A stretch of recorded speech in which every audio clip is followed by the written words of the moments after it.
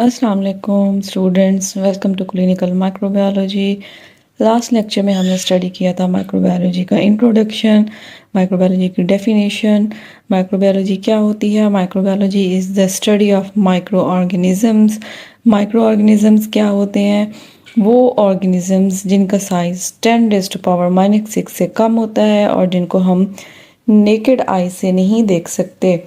Those organisms which cannot be seen by naked eye called microorganisms। और फिर उनको देखने के लिए हम एक एक्सटर्नल लेंस यूज़ करते हैं और उस इक्विपमेंट को कहते हैं microscope. We use microscope to see micro organisms.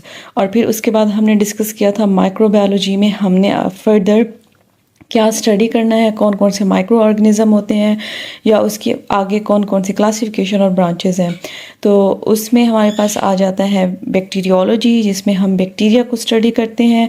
Bacteria की स्टडी में हम जनरल बैक्टीरियोलॉजी और स्पेशल बैक्टीरियोलॉजी पढ़ेंगे। लेविंसन की बुक में कुछ इस तरह से इसकी क्लासिफिकेशन की गई है। जनरल बैक्टीरियोलॉजी में हम बैक्टीरिया का स्ट्रक्चर पढ़ेंगे, सेल स्ट्रक्चर पढ़ेंगे, सेल फंक्शन पढ़ेंगे, उसकी रिप्रोडक्शन किस तरह से होती है और बाकी स्टेरिलाइजेशन के मेथड और एंटीबायोटिक को डिस्कस करेंगे।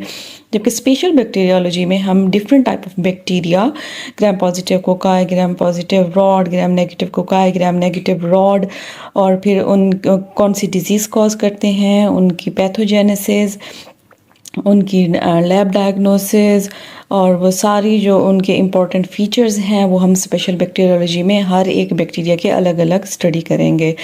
इससे पहले लास्ट लेक्चर में हमने एक और चीज़ पढ़ी थी, that was prokaryotic cell, eukaryotic cell. उसको भी हम अभी डिटेल में डिस्कस करते हैं।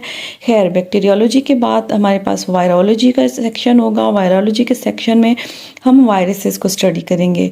तो जो वायरसेस हैं वो एक्चुअली हमने पढ़ा था कि क्या होते हैं। ए सेलुलर स्ट्रक्चर है, उनका कोई सेल नहीं होता, ये इन बिटवीन लिविंग और नॉन लिविंग ऑर्गेनिज्म के होते हैं। फिर उसके बाद आगे हम बात करते हैं तो हमारे पास आ जाता है माइकोलॉजी, जिसमें हम फंगाई स्टडी करेंगे। और फिर आता है पैरासाइटोलॉजी। पैरासाइटोलॉजी में हमने कहा था कि हमारे पास आ जाते हैं प्रोटोजोआ और हेलमिंथ्स। हेलमिंथ्स वॉर्म्स होंगे और वो किंगडम एनिमिलिया का पार्ट होंगे। इन सब में माइकोलॉजी, पैरासाइटोलॉजी जिसमें हेलमिंथ और प्रोटोजोआ हैं वो यूकैरियोटिक हैं। वायरोलॉजी ए सेलुलर होगा। बैक्टीरियोलॉजी जो है उसमें बैक्टीरिया वो प्रोकैरियोटिक सेल होंगे। प्रोकैरियोटिक और यूकैरियोटिक सेल का डिफरेंस अगर हम डिटेल में थोड़ा सा डिस्कस करें तो क्या है? सबसे पहला डिफरेंस, जो प्रोकैरियोटिक सेल होगा, प्रोकैरियोटिक ऑर्गेनिजम्स होंगे वो हमेशा यूनिसेलुलर होंगे। मतलब वो पूरा जो ऑर्गेनिज्म है वो सिर्फ और सिर्फ एक सेल से मिलकर बना होगा, यूनिसेलुलर होगा। जबकि जो यूकैरियोटिक ऑर्गेनिज्म होंगे वो यूनिसेलुलर ऑर्गेनिज्म भी हो सकते हैं और लेकिन ज़्यादातर जो उसमें होते हैं वो मल्टी सेलुलर होते हैं। यूनिसेलुलर प्लस मल्टी सेलुलर होंगे। फिर अगला डिफरेंस क्या है? प्रोकैरियोटिक सेल, प्रोकैरियोटिक ऑर्गेनिज्म जो होगा उसमें न्यूक्लियस प्रेजेंट नहीं होता। नॉर्मली हमने स्टडी किया होगा कि सेल के अंदर न्यूक्लियस होता है, न्यूक्लियर मेम्ब्रेन के अंदर एनवेलप्ड होता है, लेकिन प्रोकैरियोटिक सेल में कोई न्यूक्लियस नहीं होता, जबकि सिर्फ एक फ्रैगमेंट होता है डीएनए का। ठीक है। और जो यूकैरियोटिक सेल में डिफरेंस है वो ये है कि उसमें प्रॉपर न्यूक्लियर मेम्ब्रेन में एनवेलप्ड न्यूक्लियस प्रेजेंट होता है। फिर ऑर्गेनेलीज की बात करें अगर, तो प्रोकैरियोटिक सेल में कोई सेल ऑर्गेनेली नहीं होती, लेकिन राइबोसोम प्रेजेंट होता है। राइबोसोम का जो साइज़ है जो प्रोकैरियोटिक सेल में वो 70S का होता है।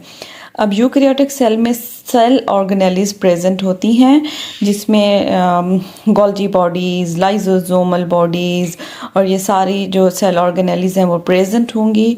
माइटोकॉन्ड्रिया हो गया। और जो राइबोसोम होता है यूकैरियोटिक सेल में उसका साइज़ 80S होता है। तो ये एक डिफरेंस है। ऑर्गेनेली अगर एक प्रेजेंट है राइबोसोम प्रोकैरियोटिक सेल में तो उसका साइज़ 70S है। यूकैरियोटिक में उसका साइज़ क्या है? 80S है।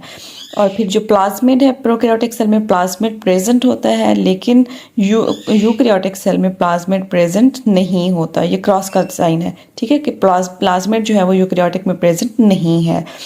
फिर इसकी रिप्रोडक्शन को अगर हम डिस्कस करें, सेल डिवीजन को डिस्कस करें, तो जो प्रोकैरियोटिक सेल्स हैं उनकी रिप्रोडक्शन एसेक्सुअल होती है।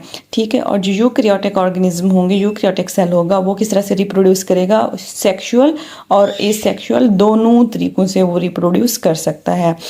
एग्जाम्पल की बात करें तो प्रोकैरियोटिक सेल में बैक्टीरिया आ जाता है, यूकैरियोटिक सेल में फंगाई, प्रोटोजोआ, हेलमिन्थ्स। ठीक है, तो ये एक डिफरेंस है prokaryotic cell, eukaryotic cell, prokaryotic organism, eukaryotic organisms में। ये इम्पॉर्टेंट पॉइंट्स हैं जिनको समराइज़ किया हुआ है इस सेक्शन के अंदर।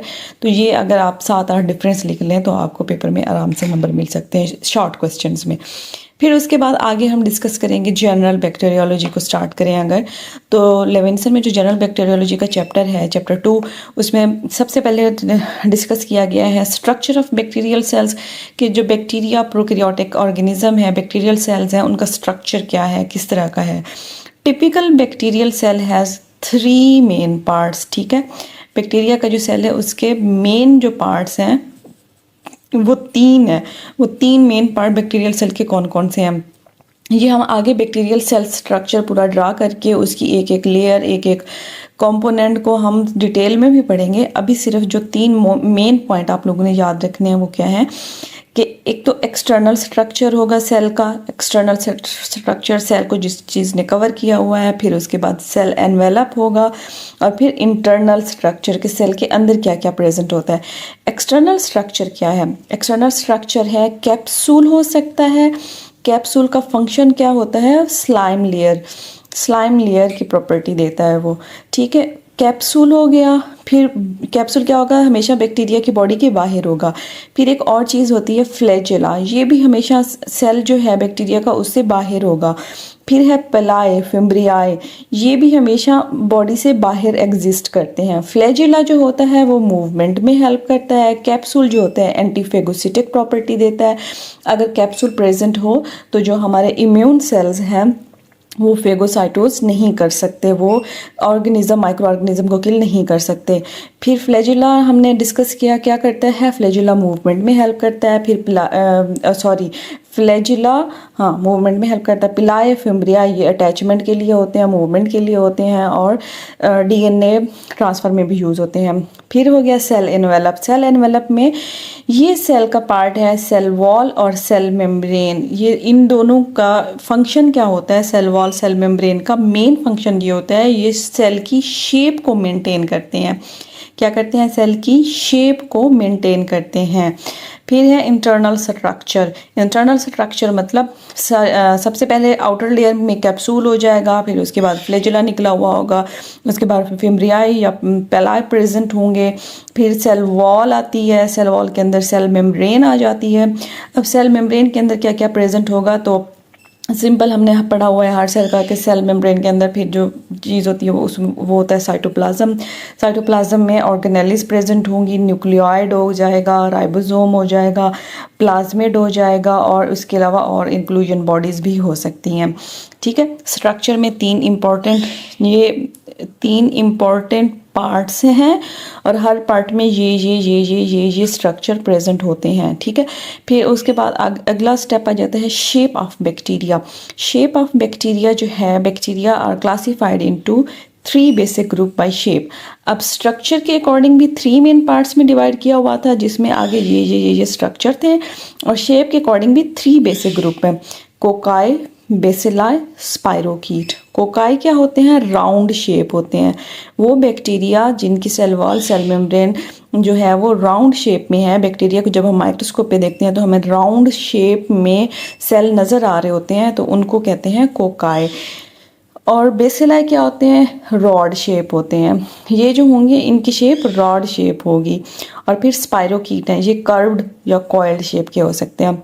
जो कोकाई सेल्स हैं ये सिंगल स्कैटर्ड भी हो सकते हैं। अगर 2 सेल जुड़े हुए हों तो डिप्लोकोकाई कहेंगे, अगर चेन की फॉर्म में हो तो स्ट्रेप्टोकोकाई कहेंगे, और अगर क्लस्टर की फॉर्म में हो तो हम उनको स्टिफ्लोकोकाई कहेंगे। ठीक है, और जो बेसिलाई हैं ये सिंगल स्कैटर्ड भी हो सकते हैं, या फिर डिप्लो बेसिलाई 2-2 सेल जुड़े हुए भी एग्जिस्ट करते हैं। फिर स्पाइरोकीट है, स्पाइरोकीट कर्व्ड कॉइल्ड होगा, तो इसके एग्जांपल में हमारे पास विब्रियो आ जाता है, ट्रेपिनोमा, पेलिडियम आ जाता है। ठीक है, इनको हम फर्दर आगे और डिटेल में डिस्कस करेंगे।